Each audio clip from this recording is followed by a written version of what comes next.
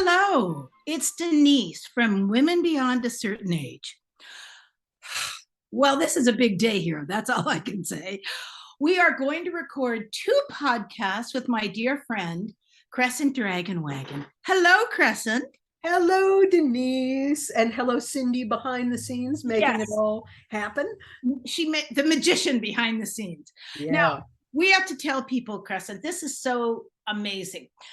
So coming out of COVID, coming out of a quarantine, Crescent, if you don't know, and we have other podcasts we've done with Crescent, so you can certainly go back and listen to them. Crescent is a writer, a chef, a cookbook author. She's pretty talented. That's all I can say. I don't think there's much she can't do. Not one book, but 2 books being relaunched. But this is extraordinary. People in public that are not in publishing may not realize just the emphasis, how big that is. Do you know what I mean? Crescent, it means that the publishers are willing to take a chance again. And actually, Crescent's here today to talk about both books. But the first one we're going to talk about is called Will It Be Okay? And all I can say is, Crescent, I think I will tell my story after you start talking. It helped me this morning. You mentioned coming through COVID. And of course, at the moment of lockdown, everybody was panicking. We didn't know what had hit us. We didn't know what lockdown meant. You know, for people with children, it was particularly hard. And many of us wanted very much to do something, but we didn't know what. So without thinking it through very much, I'm trying to learn how to think things through beforehand, but oh well, I'm going to be 70 this year, so maybe Getting just fine without maybe, you know, not thinking it through. It's been good so far. That's right. Oh, the air conditioner just switched on here. Is that noise? No. Okay, background? Okay, great. So Mark, my husband, and I, well, originally it was me. I decided I would read. Well, first I thought, with children staying at home in families, as we all know, families, all families that I know of, have little fault lines running through them. And most of them are, you know, you learn to live with, or they're happy, but we certainly know all the stories of bad things that happen within the family. And Okay. And I thought, you know, if there's fault lines in a family, and maybe there's alcoholism, or somebody's an introvert and everybody else is an extrovert, there's going to be a lot of pressure on those. What can I do that in some little incremental fashion might be helpful and soothing and calm at this time? So I decided, well, I'll do a Facebook Live and I will read a children's book every night until this is over, said I. None of us had any idea. And I did that the first night. And then I discovered that on Facebook Live, it's nearly impossible to read a book out loud because of the way that program has worked. You can't hold up the pictures and read everything. Reverses. And so Mark got pulled into this, bless him, and he held the pictures while I read the words. Oh, and then we would talk a little bit about the book. Well, the first book that I picked, we wound up doing it for 108 days. I have 28 children's books out. All the rest of them except one were by my late mother, Charlotte Zolotow, who also wrote for children. And then there was one picture book that his daughter, Mark's daughter, Lisa Graff, had written. So he read hers and I held the picture. Charming. But so the first book that it occurred to me to read was a book that I wrote in 1976, which was when I was 21, I think, maybe 22. And it was published in 77. No, I was a little older than that. Anyway, young.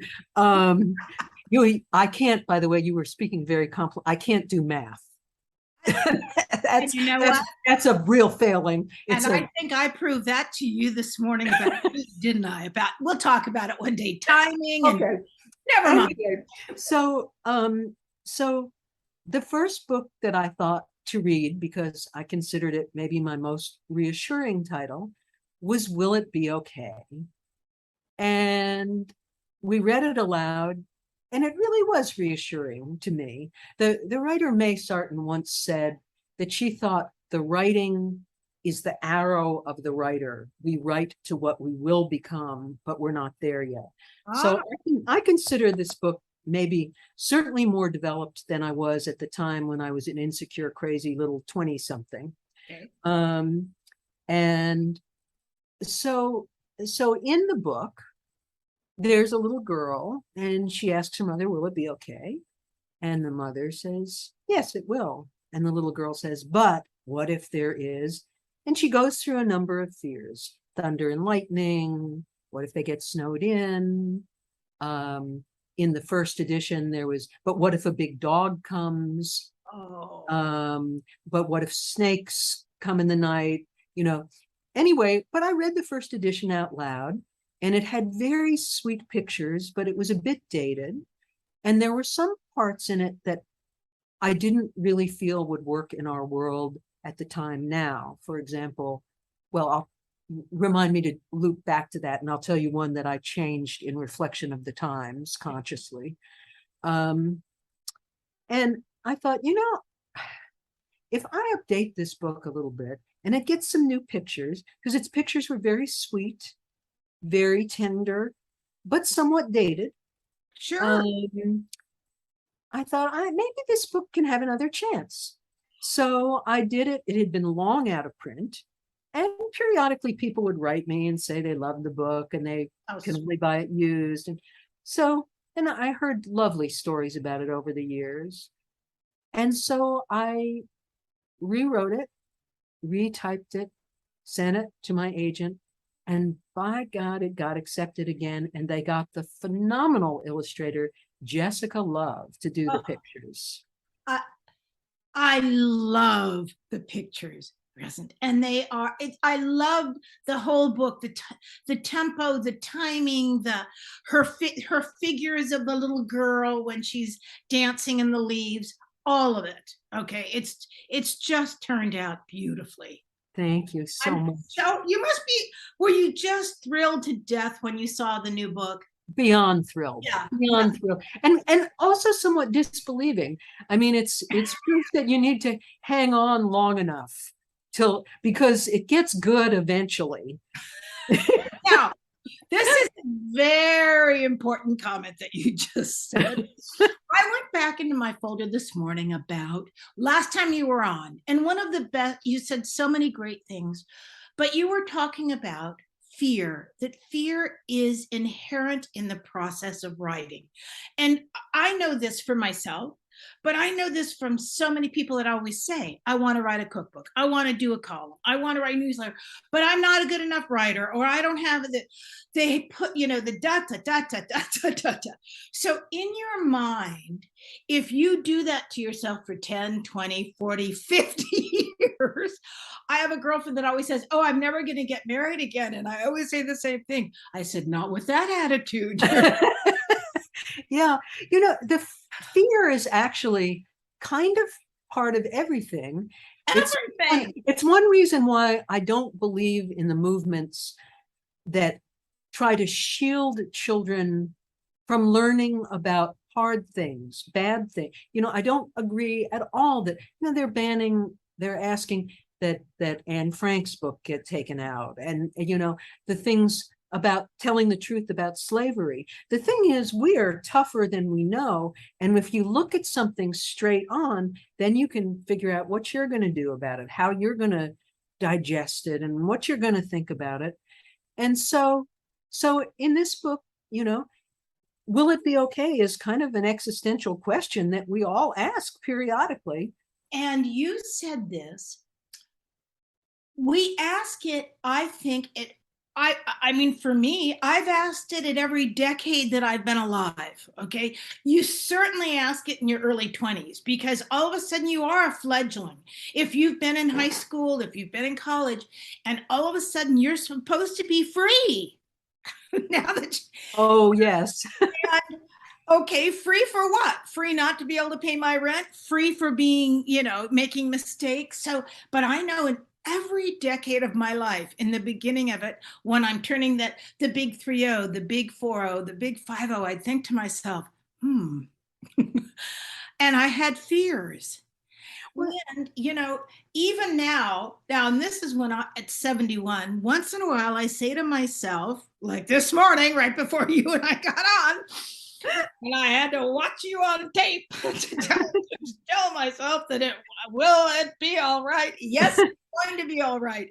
But that it is a universal message. And I do want people to know one thing. The illustrations are exquisite. The writing is fabulous. And you have to tell us how you knew to make changes in the book, because I'm fascinated by that. But you know what, Crescent? It's not a children's book. It's for any age. And you say it, I think you say it in the beginning, or maybe I saw you on tape saying this or on video. Some moments in the book, I was the little girl, and some moments in the book, I was the mom. So the message is incredibly important. So when you started to rewrite it, how did you think, what do I have to do? You read it and said, these are the changes I'm going to make? Well, first, I wanted to respond to some of the stuff. I mean, this is how our conversations go, because we both see lots of dots and we quickly try to connect them all. Well, I think that there is a truth in life that we don't want to look at until we're really it's in our face. And that is the unfortunate reality that anything can happen to anyone at any time. It doesn't matter if you go to church and pray. It doesn't matter if you visualize only positive things. I mean, you look at Ukraine. One day they're living in peace and thriving, and the next day bombs are dropping on them. Yes. You look at mass school shootings, all of those things. Anything can happen to anyone at any time. And we all want insurance for that. And there is none. Because life is that way. Now, that truth is two-faced. Anything can, because it also means, I got married in my late 60s after being widowed 20 years previously. And, the friendships that I have and the way that they have blossomed over the decades, the way writing still fast, the surprise of having not one, but 2 old books have a new life. Anything can happen to anybody at any time goes 2 ways. Yes, you're right. And once you accept that, you quit feeling put upon when you stub your toe or when you go to the co-op for peach nectar for a soup that you're going to be shooting that day, and they only have other kinds of juices. So you go, all right, I'll use apple juice, or whatever thing it is. You stop taking personally the terrible things, because who knows why? Some people land on everything happens for a reason. I don't know that everything happens for a reason, because that would mean a divine power that would be very not nice, in my view, to put it mildly. I mean, how did Ukraine happen for a reason other than Russia's, how does school shootings happen? Exactly. But I do think that everything that happens, we have a choice of, we can say, maybe it happened for a reason, maybe not, but here's what I'm going to do with this reality. Here's what and so in my case of reading the books out loud, COVID came, people were locked down. It was distressing. What am I going to do with this? I just didn't waste time saying, why did this happen? Should it, I didn't waste time saying, right, this should have been done. That should have been, and we should probably say that the very last question that the child asks is, but what if you die? Yes. And the mother answers, my loving doesn't die. And what follows links back to the earlier questions and answers in the book. My loving doesn't die, says the mother. It stays with you as warm as two pairs of mittens, one pair on top of the other. When you remember you and me, you say, what can I do with so much love? I will have to give some away. So you love thunder and lightning, snow, planting cabbages, and bees. You dance with other people in the leaves and are in plays with them and run away with them and read books with them and get mad at them and make up with them. You love them and they love you, and you eat raisins together. So it will be okay. Yes, my love, it will. It will be okay. Now, that part made me cry, Crescent. And I'll tell you why. And this is all,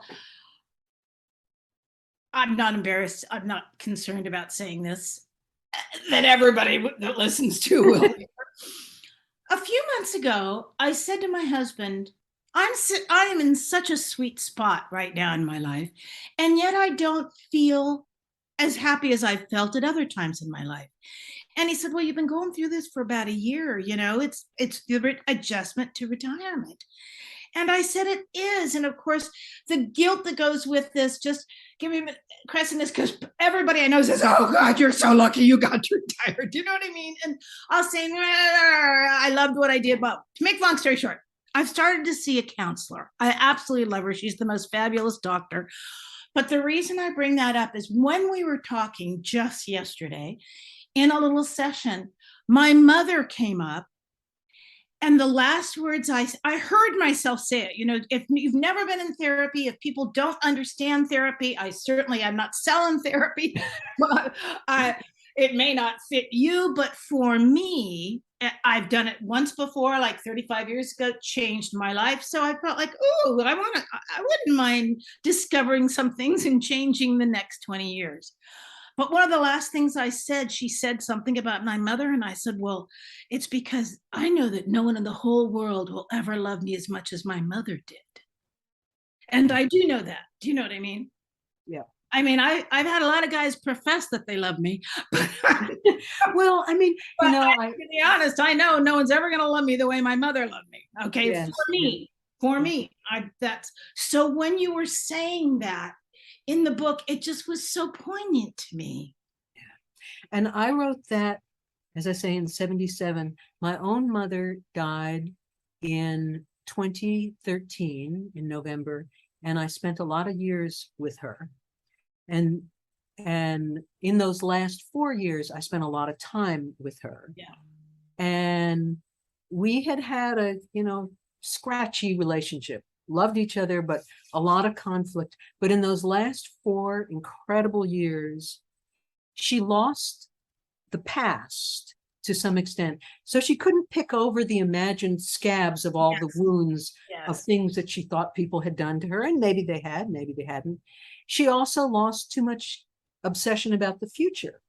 So she wasn't thinking, she had less money than she had for all the years she was worrying about it, but she didn't worry about it anymore. You know, we worried about it. We came up with the money, but, and so in those last 4 years, it was very thoughtful to me, because I thought, you know, you don't have to go live in a cave in India to be here now. Just get old enough, and you're in the present. And if the present was good.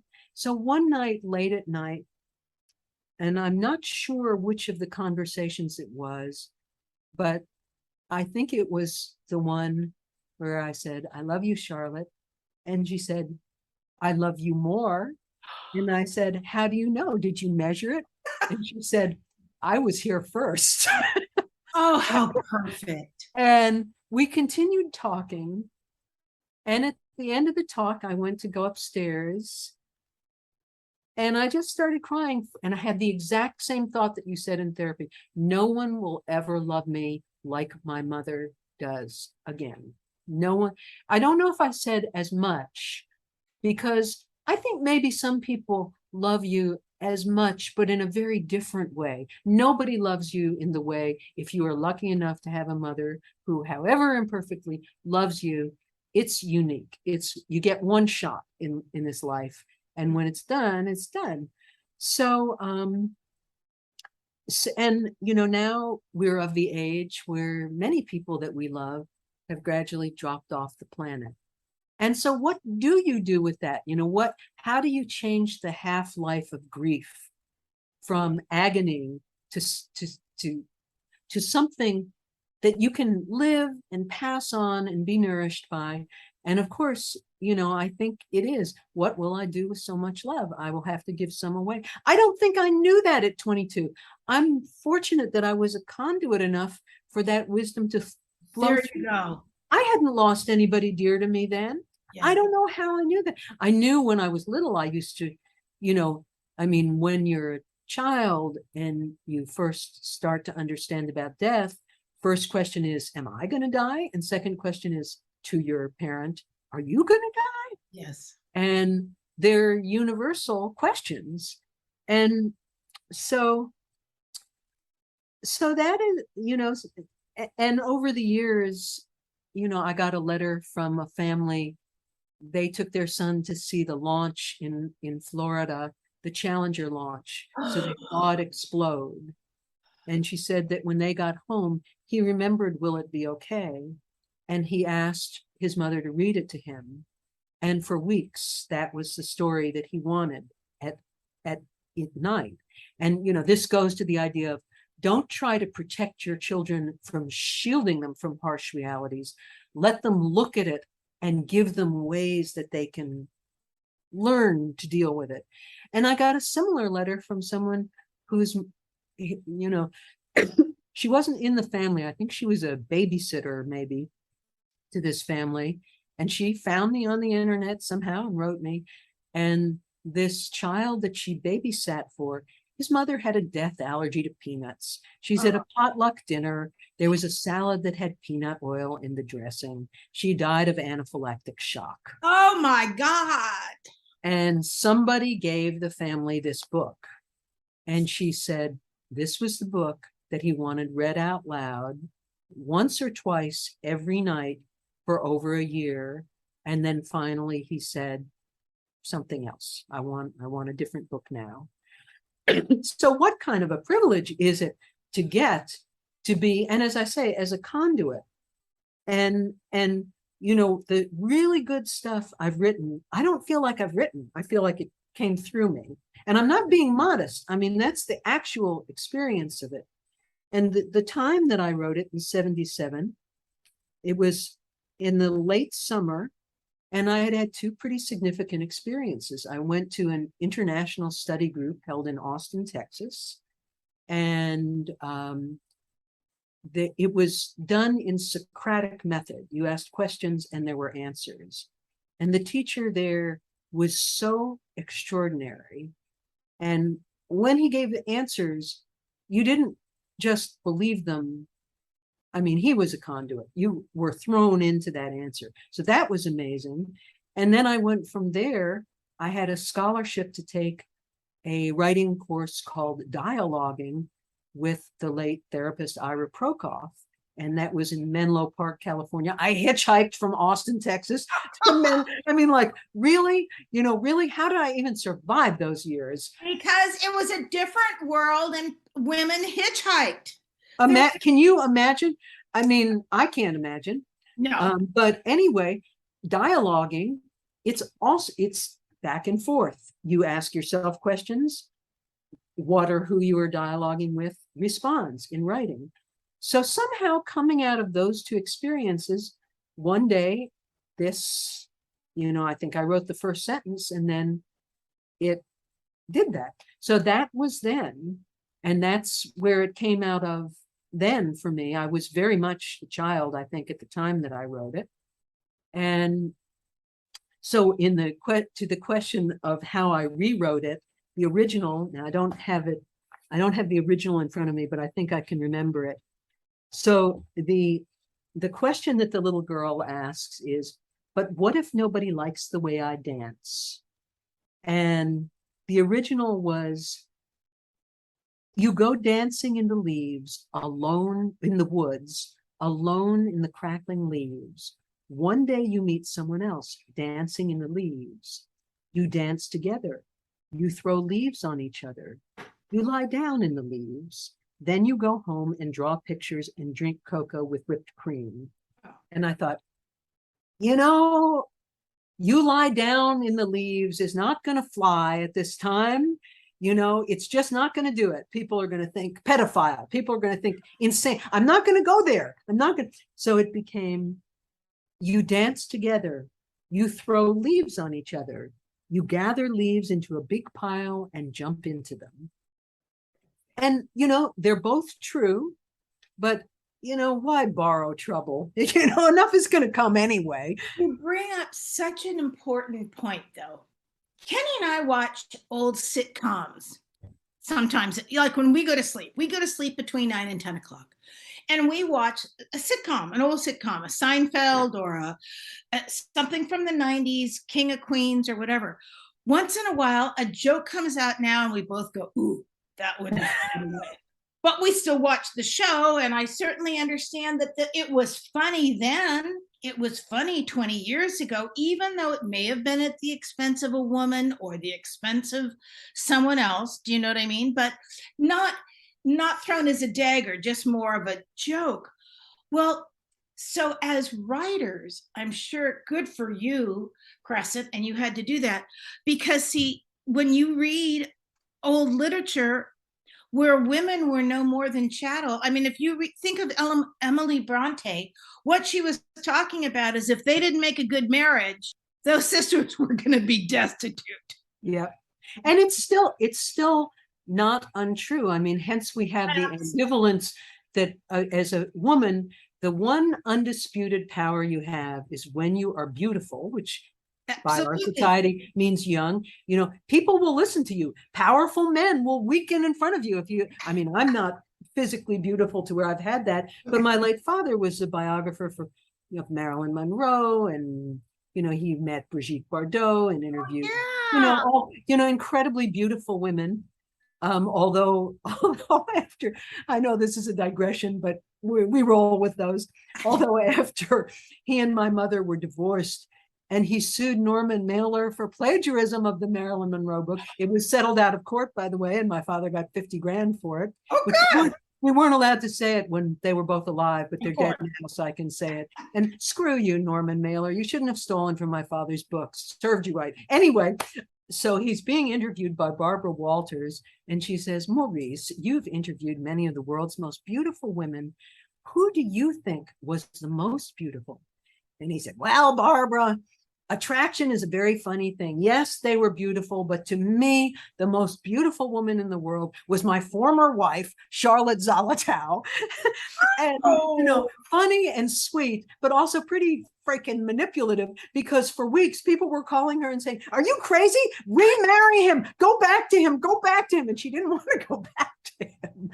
So all by way of saying, for so long, and although we don't like it, most of us to some extent still, the one automatic power that is given to you as a woman, if you meet that rare little 0.5%, if you win the genetic lottery and maybe have some plastic surgery on the side, you're young and you're gorgeous, and men will actually listen to you, shut up and listen to you. And, you know, people turn, you get power.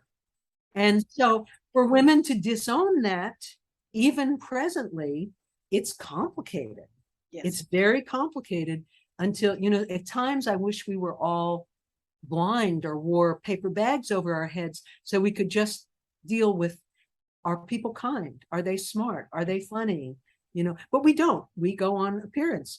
We think that the shade of your skin makes you smarter or stupider or bad or good, or we think that someone that is physically deformed is emotionally or intellectually, you know, we do terrible things on the basis of outer stuff that doesn't last anyway. No, so it doesn't. I forget how we fell down that rabbit hole. That's all right. And if we went too far down that rabbit hole, you know, that's what Cindy does for us. Well, and you know, it is all the same ball of wax. It's looking at changes. Yes. When I read Will It Be okay. Will it be okay this morning? I thought this is really a lesson, so many things, but it's a lesson about changes. And also it's a lesson about changes and how you look at things. Okay. Yes. And because everything that happens that scares you, it's like a gift in really weird, horrible wrapping paper, you know? yes, But how do you unwrap that and get to what, you know, it's like a moldy, spiky, awful wrapping paper that you don't even want to touch. You kind of go, ew. But if you engage with it, what it gives you, and that's another reason why that's why the old fairy tales always had evil people, evil kings and wicked witches and, you know, terrible, you know, gingerbread houses that look good, but they invite you in and they're going to cook you, you know, really? How is this? But it helps children cope with the reality that anything can happen to anyone at any, they don't do it to scare you other than to scare you in the service of the story, which is the story of all of us living through life. well, when I have been reliving decades of my life in some writings and with my new therapist, I walk away sometimes, and I'm not kidding you, all I can think about is, I think, man, that was a present I didn't see. Or if that wasn't the best gift I ever got in the moldy wrapping paper. Yes. Yeah. I mean, you know, my first marriage was it was 23 years long. My husband died suddenly in an accident. And, you know, it was a really good marriage. But nonetheless, we married young. And there was at one point when he had an affair. And it was awful. Sure. And by the way, to this day, when I think about what I am most proud of, I just was recalling this. Yes, I wondered, was this still true? It still is true. When I think about the things that I am most proud of, it's not the 54 published books that everybody goes, wow, about. It's that I stayed in that marriage. I didn't say, well, screw it. I didn't walk out. My immediate thought is, what is my ownership in this? Because every marriage is two people. So, you know, I thought, all right, you know, I have to look at what my side of the street is on that. And we worked really hard in therapy and out. And we ended in such a radiant place. And I remember one night it was in my old house that we shared in Eureka. And I was standing in the doorway to the kitchen. He was in the kitchen.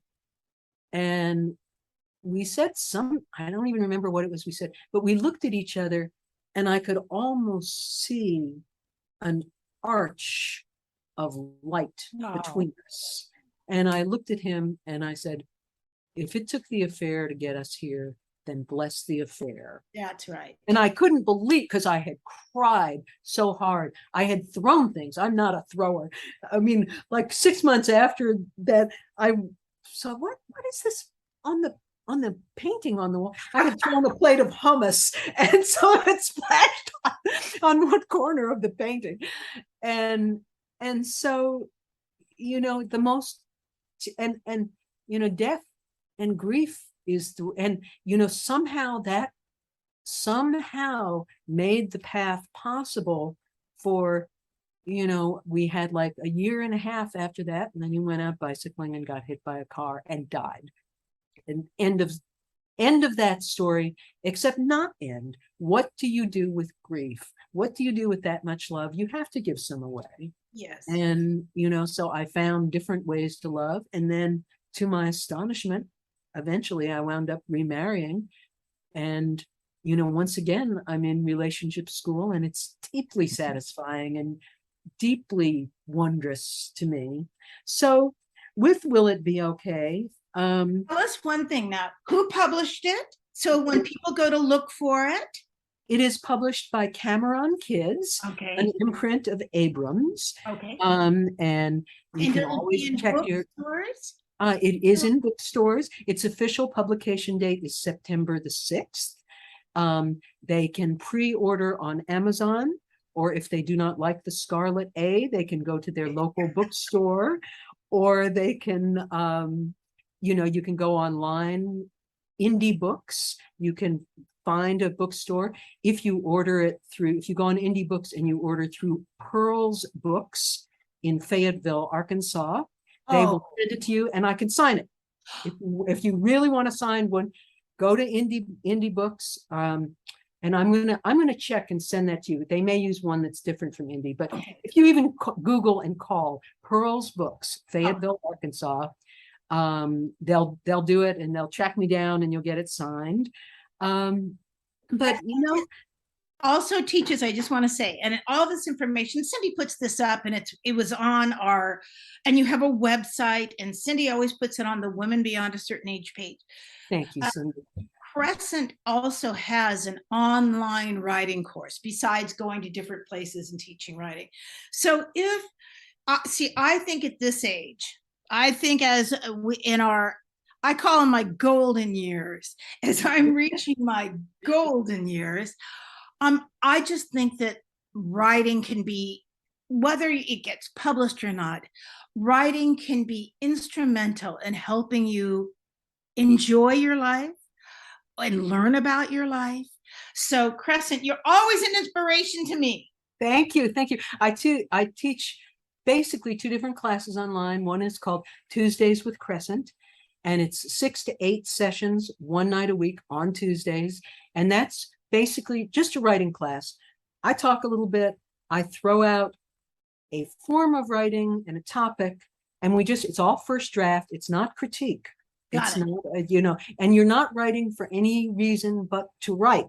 And to watch people discover what's in them when you take away the pressure of having to be significant, you know.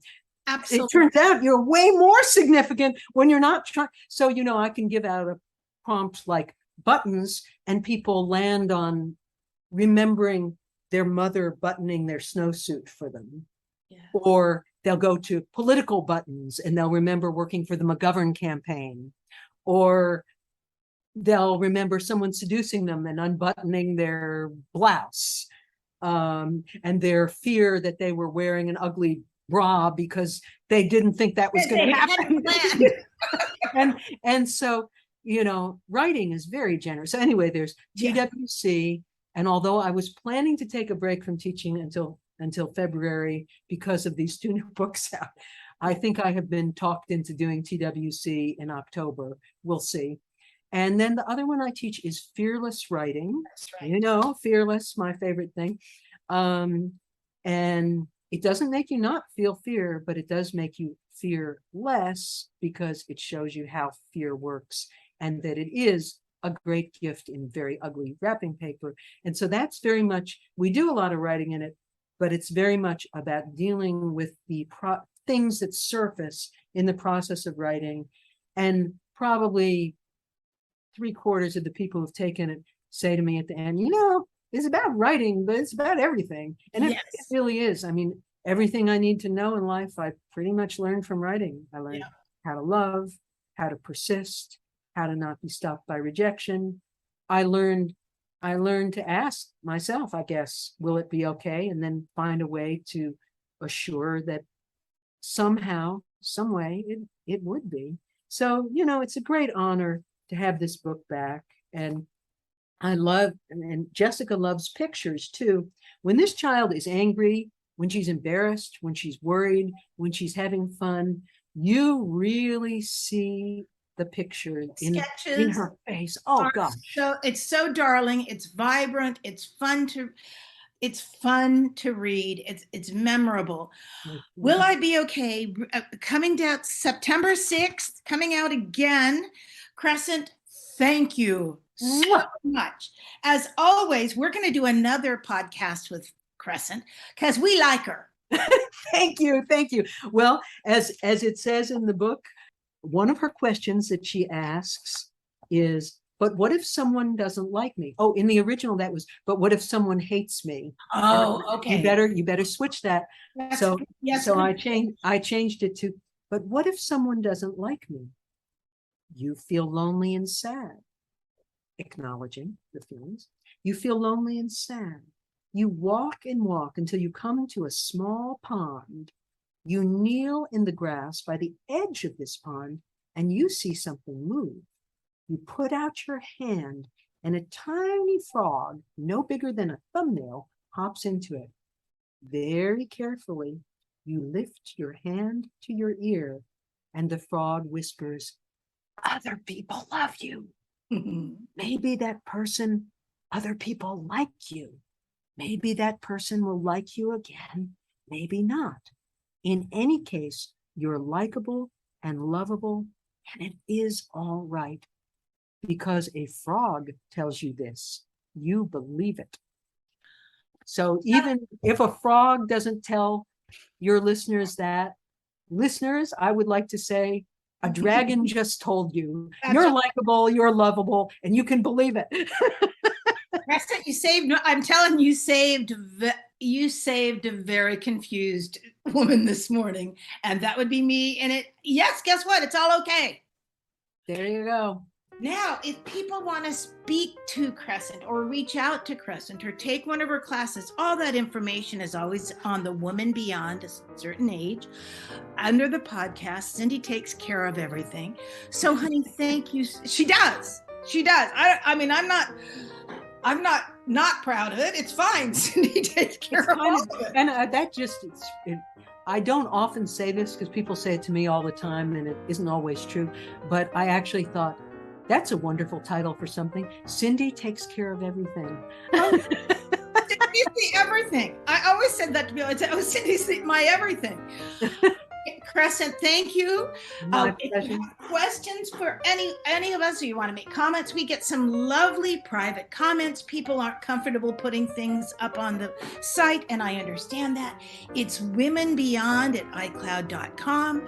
And thank you, Miss Cindy, and thank you, Crescent. I know how busy you are now with the relaunch of these 2 books. Thank you for everything. My pleasure. Here we are. Thank you. Bye-bye.